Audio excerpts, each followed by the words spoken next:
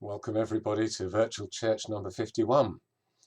We're going to go a bit further today into 2 Corinthians, this strange letter in the Bible that's full of sorrow and struggle and pain, and yet also full of a deeper satisfaction and fulfillment, and a combination of the two that ends up in ministry to the people at Corinth.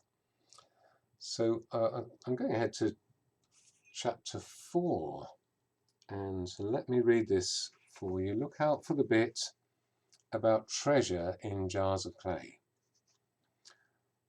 For what we preach is not ourselves, says the Apostle Paul, but Jesus Christ as Lord, and ourselves as your servants, for Jesus' sake. For God, who said, let light shine out of darkness, made his light shine in our hearts, to give us the light of the knowledge of God's glory in the face of Jesus Christ. But we have this treasure in jars of clay, to show that this all-surpassing power is from God and not from us. I think the very best way to think about treasure in jars of clay is with a story. Forgive me if you've heard this story before. I love it. It's such a beautiful story. And it's set back in the days when things that have been made with a lot of love and care, made to last and to be part of their owner's familiar day-to-day life, could have a personality and even could speak in moments of extreme emotion. So this is the story of 2 water jars, and one of them was perfect, just as it had first been made. Somehow all the knocks and scrapes of life had managed to pass it by. But the other one had been about a bit. The other one had seen life and acquired a few dents and even some cracks. And this made it less than perfect as a water jar.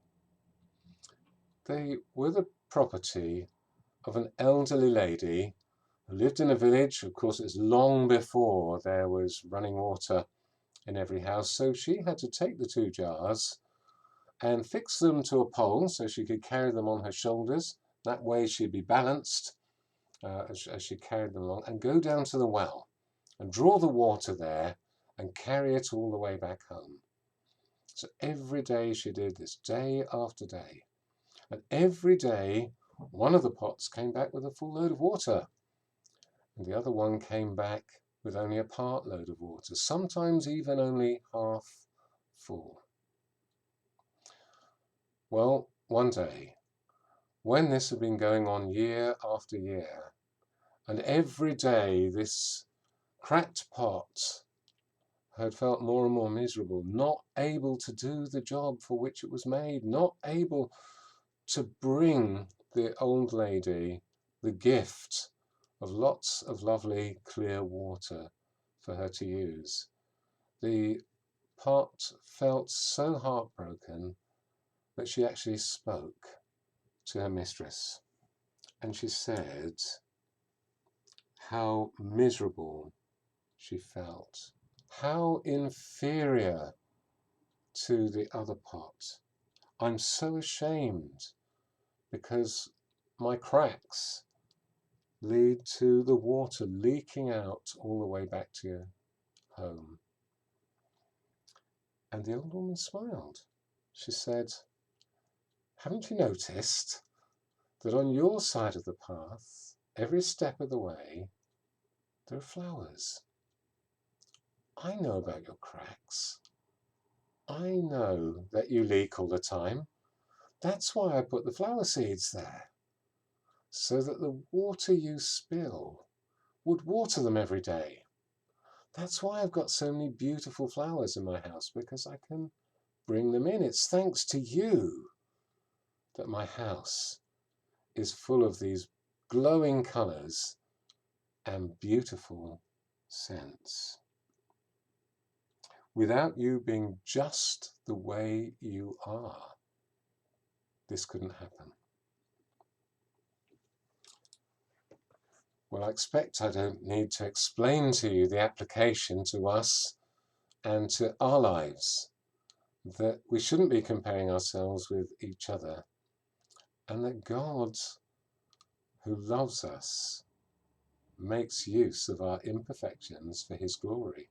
The treasure, like the water, is in a jar of clay. Just suppose, though, for a moment, that we were perfect, that we didn't leak, that nothing came out of us through the ways in which we mess up in life. How would other people feel about us? Do you know, I think they would feel that God's only interested in perfect people. Can't be interested in me, can he? How could they see that God is merciful, God is loving, God is kind, that God forgives, if we presented a picture of invulnerable people who actually don't have anything that needs forgiving?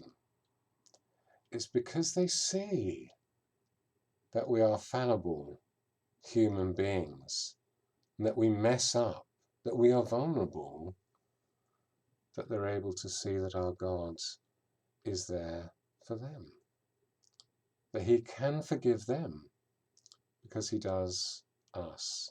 He has grace and compassion on them, because if he's had grace and compassion and mercy on people like that vicar, well, there must be some there for me as well. The Apostle Paul, of course, uses the picture of light. The treasure is the light of the knowledge of the glory of God in the face of Jesus Christ that we have inside us. And it's the cracks and chips in our lives, the bits where we've needed mercy from Jesus, that allow that light to shine through. So I'm just going to say a very short prayer for us, because actually lockdown's getting hard, isn't it? It's very easy for this to be a time when we feel a bit battered, chipped and cracked, when we get frustrated, perhaps resentful, maybe downcast and depressed, maybe irritable with those round about us. That's when we need to know that through those cracks, the light of Jesus can shine. The water of the Spirit can still flow out to others if we just surrender those things to God. And it's lovely to have Alice with me here to be the flowers and to represent the beauty that, by the grace of God, can flourish from our imperfections. So let's have a good look at Alice as we say this closing prayer.